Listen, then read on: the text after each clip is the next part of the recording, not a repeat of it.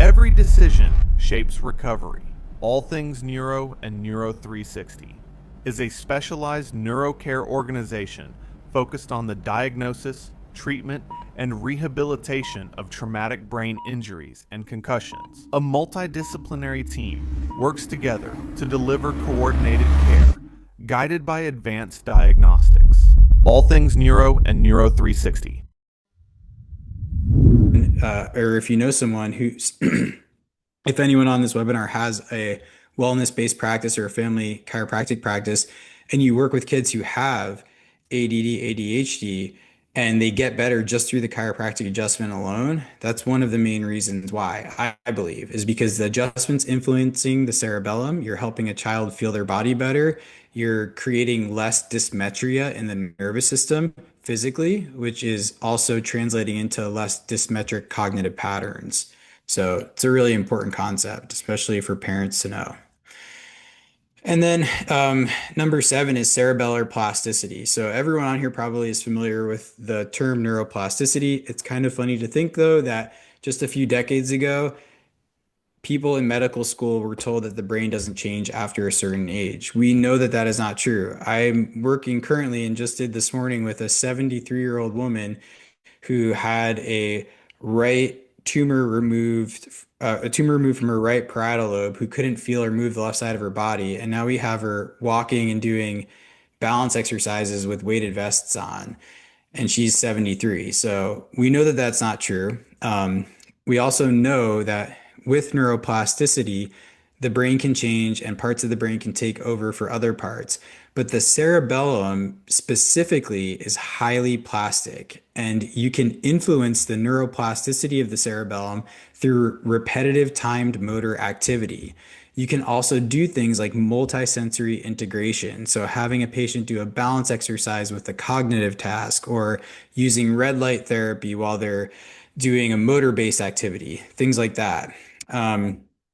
And then the big thing with the cerebellum is error-based learning. There's always lessons in a loss. So that's what I tell patients. We try to see what they're not good at and make them better at it, because that creates the constant repetition and feedback between the cerebellum and other higher parts of the brain. Another really cool concept. This is again, like I'm just trying to bring this back to chiropractic. If you don't have any functional neurology training at all, or don't even know about functional neurology, the reason that you can influence vagal tone, or one of the main reasons you can influence the vagal tone of a patient who's getting a spinal adjustment, is because of the cerebellar projections to the hypothalamus, the reticular formation, and vagal nuclei. The cerebellum does play a key role in autonomic regulation. And when the cerebellum is working better, typically what that translates to clinically is you shift that patient's nervous system into a parasympathetic rest and digest response. This is important for people who have dysautonomia, for patients who've had a brain injury or a concussion, because what usually happens is the conversation inside the nervous system shifts from rest and digest to fight or flight. And even though neuroplasticity can be a good thing, there's such a thing as negative neuroplasticity, and that autonomic nervous system can stay set in a fight or flight response due to the injury of different networks in the brain. So using the cerebellum to influence autonomic regulation can actually help create the environment inside the body, change the conversation of the nervous system so that you can now build positive neuroplasticity. So doing a chiropractic adjustment in a concussion patient can influence and positively impact vagal tone. It can shift their nervous system from a more sympathetic fight or flight to a more rest and digest parasympathetic state. And when that patient is in a parasympathetic state for longer periods of time, it's easier to build positive neuroplasticity. That's why I like this. So there's some really easy cerebellar tests that you can do. I won't go into that on this webinar, but you can test things like dysmetric movements, over or undershooting targets. You can do a test that's for what's called dysdiadochokinesia. Basically, a patient's not good or smooth at doing rapid alternating movements. If you see things like an intention tremor, or if there's an obvious one, which I'll go through a case with you in a second, like ataxic or wide base gait, you know that the cerebellum isn't working as good as it could. So the strategy in the office with functional neurology, I always try to keep it simple. Do what the patient is not good at. So look for some asymmetries, right versus left. If you're seeing less coordination or more clumsiness on one side of the body, start there. Chances are that cerebellum is not that side of the cerebellum is not working as good as the other side. And when you learn some of these activities, you can start to combine them with different eye movements. I don't know if I saw Dr. Ben on here, but Cedric Noel has a really fantastic app called Focus Builder that we use in the office every day. And we'll use that with balance exercises. Proprioceptive feedback, whether that looks like doing chiropractic adjustments to extremities or the spine, or doing vibration-based therapies, or using light or electrical stimulation. And then one thing I love to do is try to combine that with the higher parts of the brain and have patients do cognitive exercises while they're doing something that's challenging their balance or coordination, like saying the ABCs at every other letter out loud, saying them backwards, counting backwards from 100 by 7, like that. It's really cool. Um, and then always respect metabolic threshold is what we say in the clinic. People always ask me, how do you test that? When you've been working in functional neurology, you know when someone's kind of like crashed, but you can also like check pulse, check blood pressure, check heart rate, and people who can't communicate with you. But I'm a big believer in pushing people to their limit and then pushing them a little bit further. And what you're doing essentially, if you do that enough times, is you're allowing time for rest, but then you're making their limitations bigger and bigger, smaller and smaller and smaller. And you're moving that threshold, you're moving that needle more for that patient. So they're getting more and more out of each sequential therapy session. Okay. So this is Sean. Um, I just want to give you a quick backstory. So what I did is I was just trying to show you, like I talked about the functional divisions of the cerebellum, how we kind of break that up in my mind to do therapy with a patient like that. So real quick background on Sean. Sean is from Florida originally. He suffered a gunshot wound to his cerebellum. He went to Shepherd Center, survived the gunshot wound, and spent several months at Shepherd Center, which, if you're not familiar, it's Brain and Spinal Cord Rehab Center in Atlanta, Georgia, one of the top rehab facilities here in the Southeast.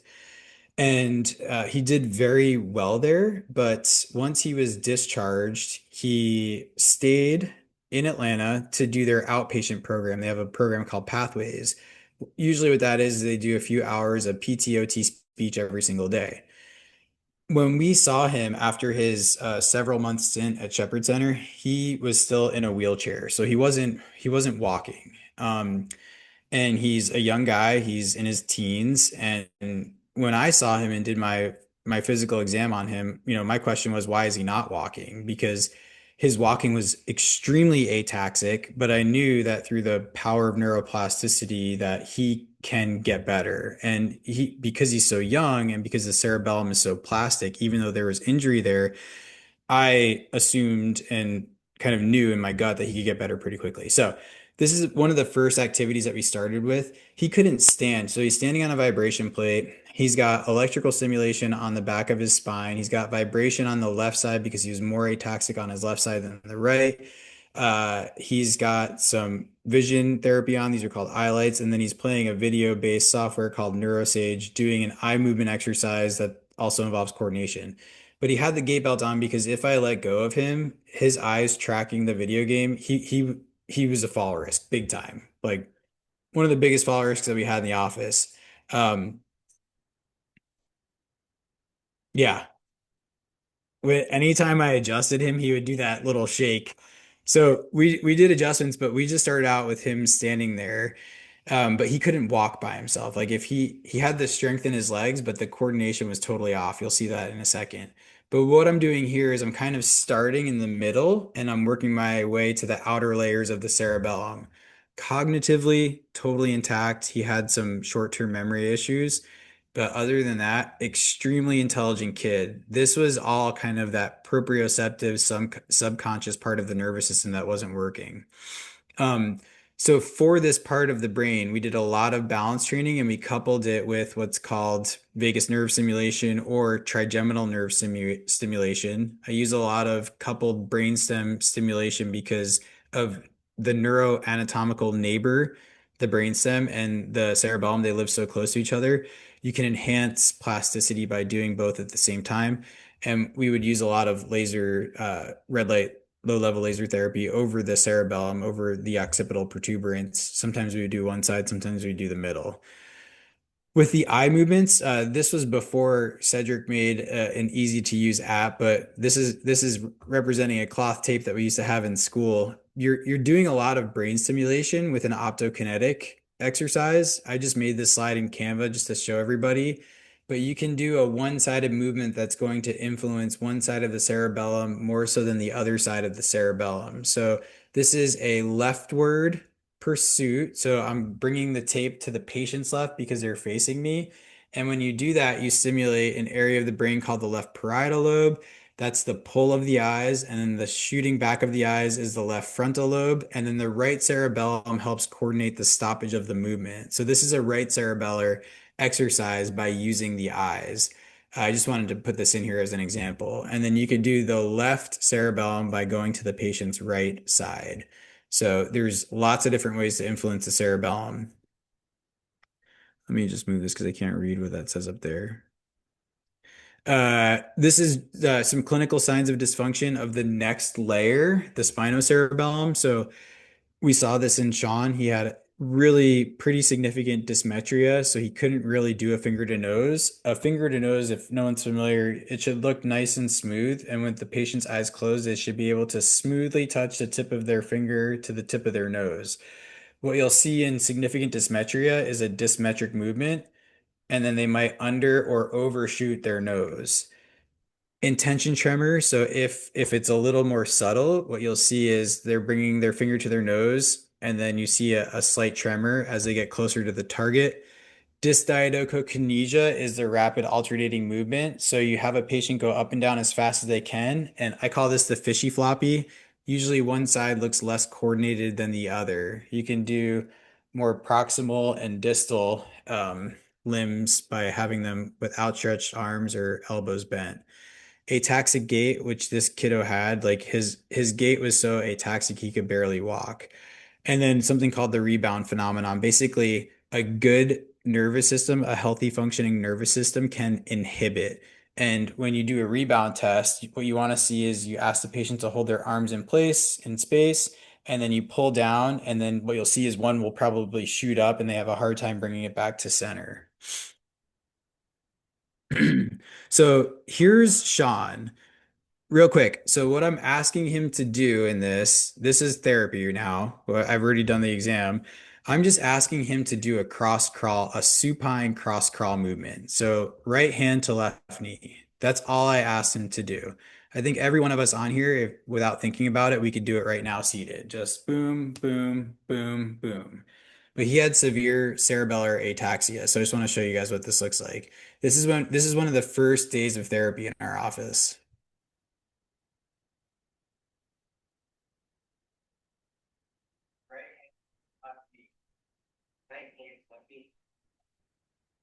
Good. Back. Remember, try to isolate. So you're only moving the ones that are supposed to move everything else on the table. Left hand, right here. That was really good, but it was that one side. Good, you're good, good. Come back, come back. Slow down. Hey, tortoise, no hair. I kept saying that to him because I told him like, cognitively he was so intact. So, he knows in his mind what to do, but his body's not responding. So I told him go, slow is smooth and smooth is fast. But he was trying to go too fast. So tortoise hair thing.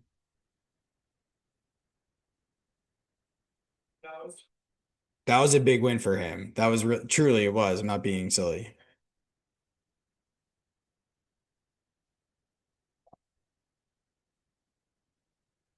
Left hand, right knee. Oh, yes. Back. So you get it, right? This is really hard. He was a smart, athletic, I think he was 15 at the time, teenager, and then he couldn't do a simple cross crawl exercise. We had the metronome playing in the background as an auditory cue. We've got some light stimulation uh, pointing towards the cerebellum while he's laying down and his head's rested. He's got highlights on for visual stimulation, the Resi vibration device on the left arm while he's doing that, just to provide some multisensory input. Then, because in stroke rehab or in brain injury rehab, if a patient cannot walk, we start with standing and then we go straight into cross crawl exercises. So now he's trying to crawl.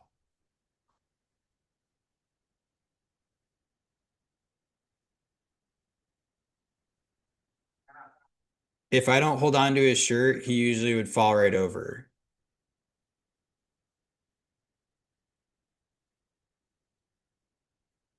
Here's another one.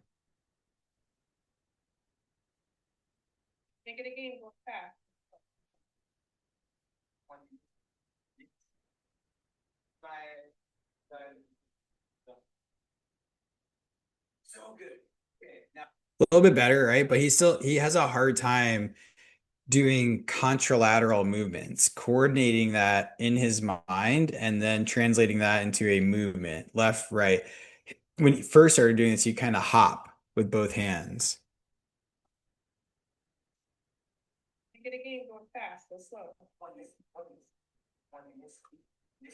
Again, have the metronome. He's got some stimulation on his spine. He progressed. He got better with crawling, and now we did some walking.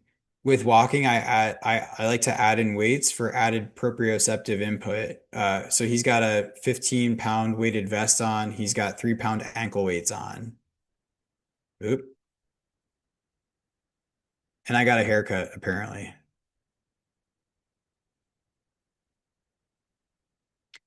If I let go, he would fall over. I'm holding on to him like pretty tight. I'm holding on to the weighted vest pretty tight.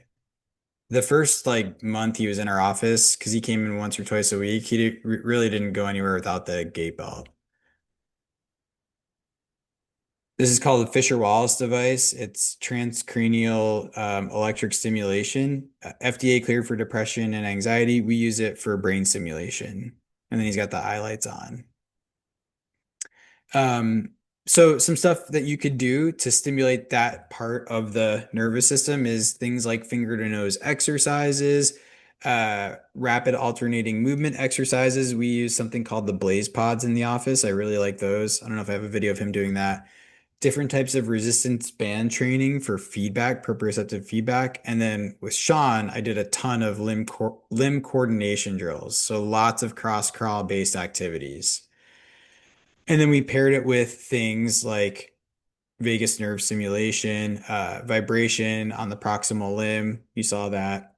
We do trigeminal nerve stimulation. If you ever follow our Instagram page, you'll see patients with electric pads on their cheeks or forehead, and then using red light therapy on the cerebellum or even close to the spine.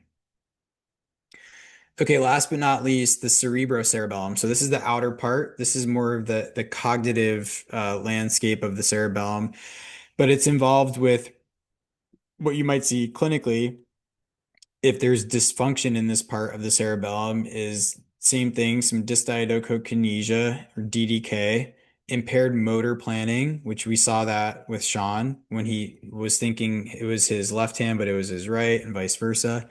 Inability to learn new motor tasks. That's a big one. Fine motor deficits, things like buttoning your shirt or using tools with your fine motor movements. And then cognitive motor interference. So this is like having someone try to walk, but walk backwards while they're saying their ABCs out loud. So there's a lot of things you can do for this. Okay, so complex eye-hand coordination exercises using things like blaze pods or reaction type training, finger sequencing exercises. There's some cool websites where you can download some PDF files of different types of coordinating finger cross crawl exercises that we use for concussion in the clinic that work really well. We actually got those after Sean left, but dual tasking exercises, which I mentioned earlier, and then motor planning exercises, drawing different patterns or shapes in the air while they're focusing on accuracy, or doing mirror drawing, which I don't have a video of that, but that's a really cool exercise as well. And then doing things like I mentioned earlier, different types of brainstem stimulation. We do electric stimulation using the Fisher-Wallace device. You can also put that on other neural tissue or neuroanatomical areas like the cerebellum. Um, and then one of my favorite things for cerebellar stimulation, these glasses that he has on here, these are called Synaptech glasses. This company works with a lot of athletes, but basically they flash in milliseconds and it disrupts your visual input. So it really helps work on your visual memory, your coordination, and your timing. So this is the same kid. He's still not totally 100% better, but we have him walking backwards on a treadmill with a weighted vest with blocking his vision in milliseconds while trying to catch a ball.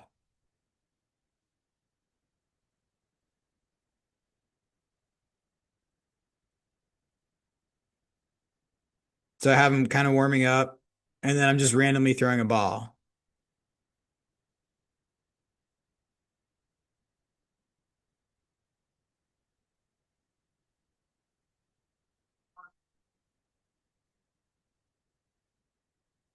Mostly holding on, but letting go.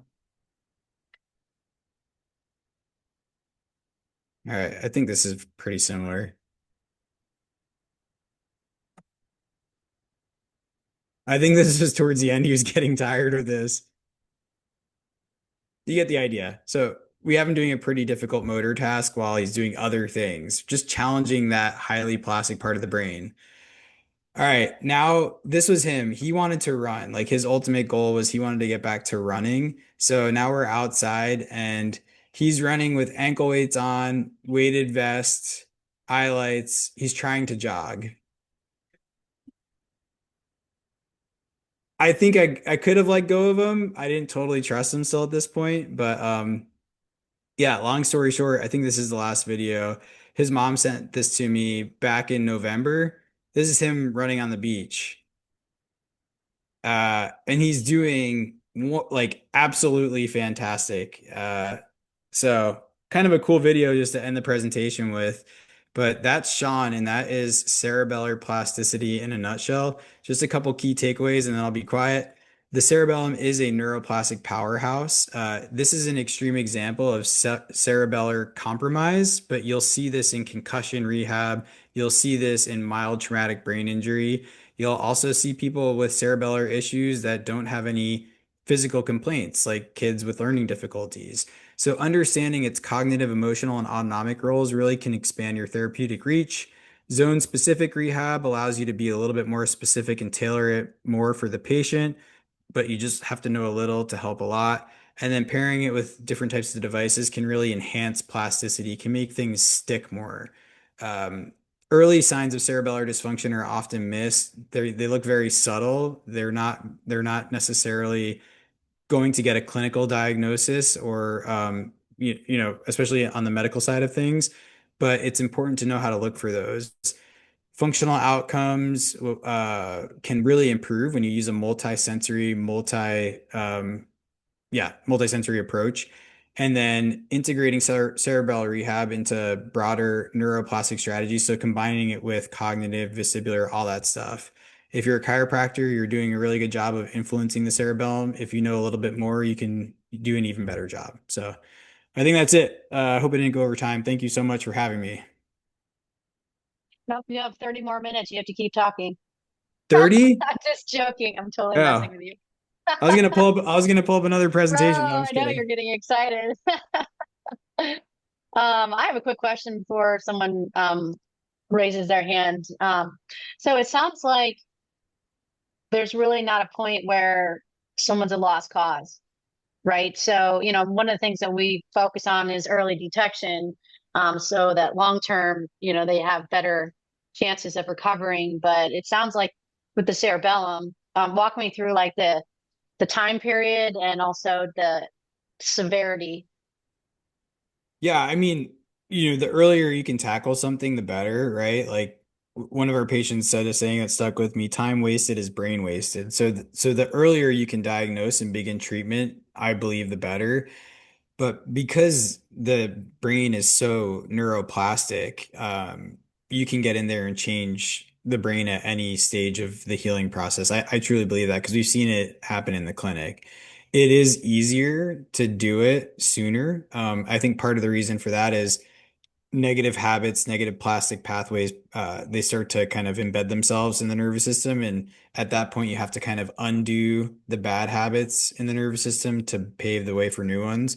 But yeah, in terms of timeline, earlier is better, but it can change at any time and any age. Amazing. Who else has a question? I have always have, as those who know me, I always have plenty of questions to ask, but this is for you to learn. And Dr. Cedermark is a wealth of information, so it can be related to the specific topic or even just functional neurology overall. So go ahead, and I'm going to be quiet for a few seconds so someone has a chance.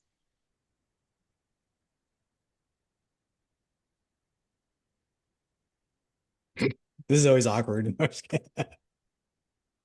Not talking is awkward sometimes. It's like, oh, I don't want to fill that time. Well, I think like again, I'll just let people think on it. And then I might call on someone to ask a question. So be careful, people. When it comes to collaborating with other chiropractors, right? What would be your biggest advice for those who have been doing personal injury and may do some screening, maybe some work? What would be some of your advice on collaboration and how you all can partner together? For like learning more about this or just providing this type of treatment in the office or More sorry. specifically, that's okay. So say they have a patient that comes in and, they do the basic screening, which is what, we try to help encourage. And they notice, okay, they've got all these issues, right? So they get tested. Like, what are some ways that you complement the practice that they do that then they're like, oh, you're going to go do this while I'm treating you here? Or maybe are there some things in their office that they could be doing? I know you utilize lasers. Are there some things in-house that they might be able to utilize in their scope of practice to help facilitate healing? Yeah, I think, actually, I had a patient, a colleague, she mostly just does spinal decompression in her office. But this guy had a lot of neurological stuff going on as a patient of hers. He'd been a patient for a while, and she had all this stuff in her office that I thought that he needed to get better with his balance, on top of improving his spinal health because he had a severe disc injury. So she's local. She just had him come into my office. I did an assessment and I gave him a list of specific exercises to do when he visits her office after his decompression therapy. If you're looking at cerebellar stuff or functional neurology in general, just having patients work on their balance and coordinated movements, it can improve so many things. So a lot of people already have a lot of the stuff that you need in the office. You don't have to have a fancy laser.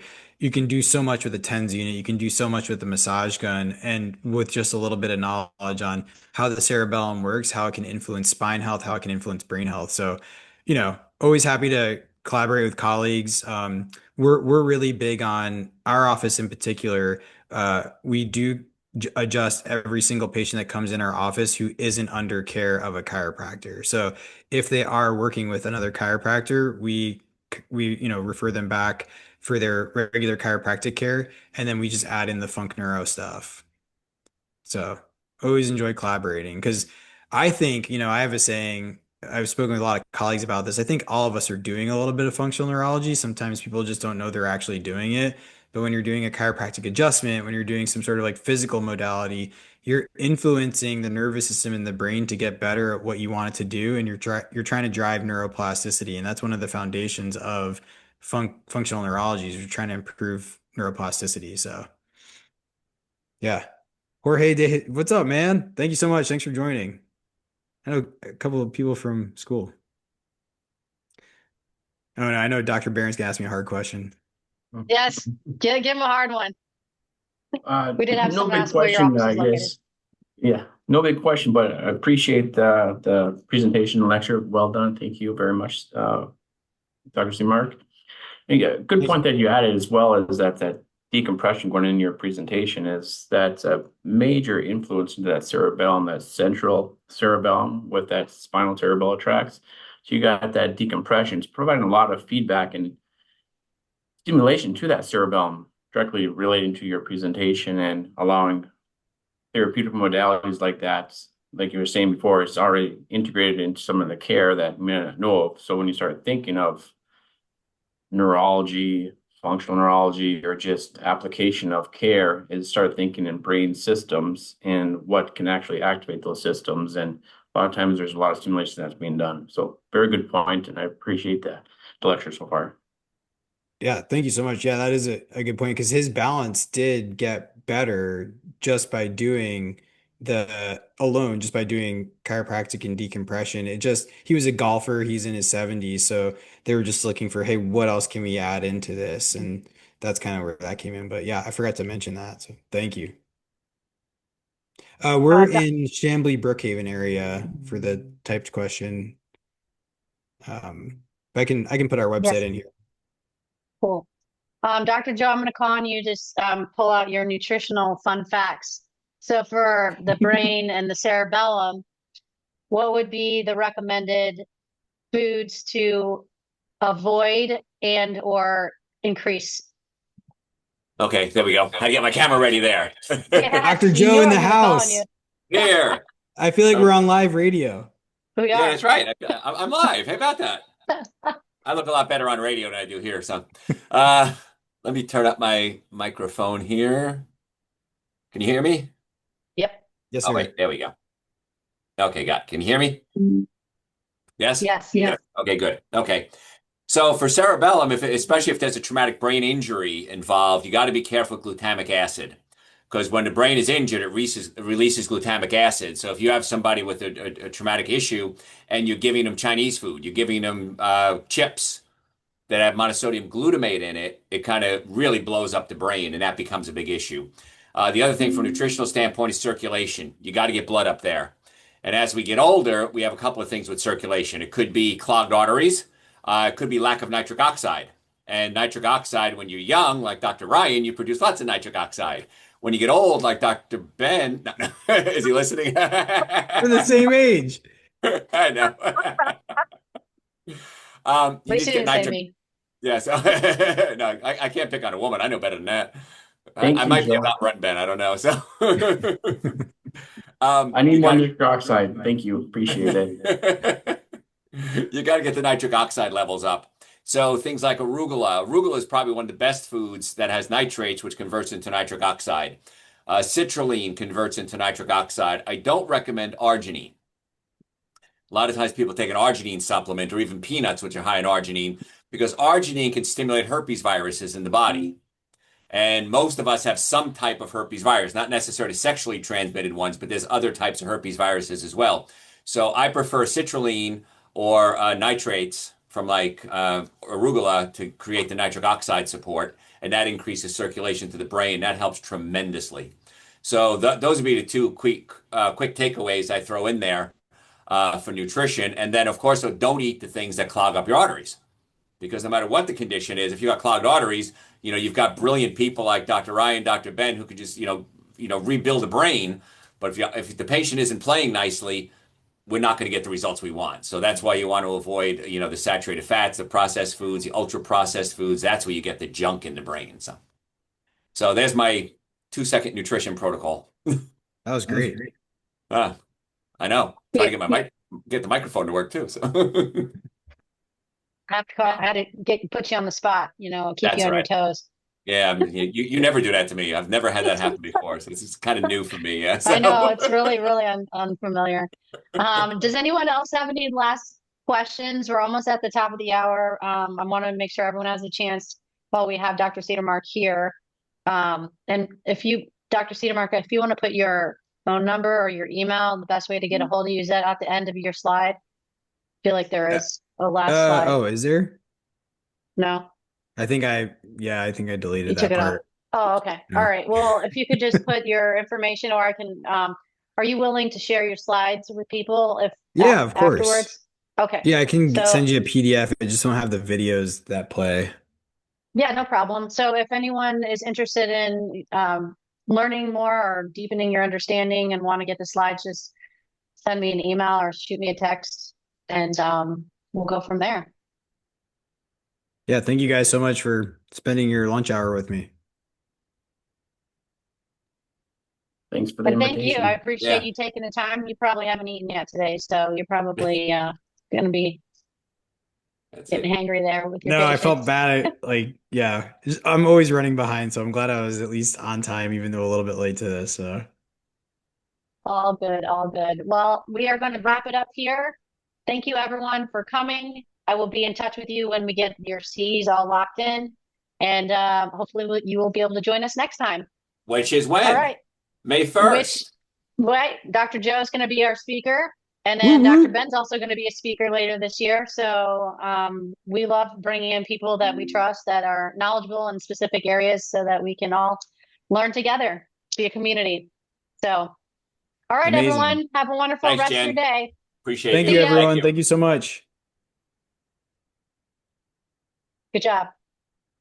Thank you so much for having me. Your recovery requires follow-through. Completing recommended care helps us provide the most accurate guidance, from diagnostics to continuity.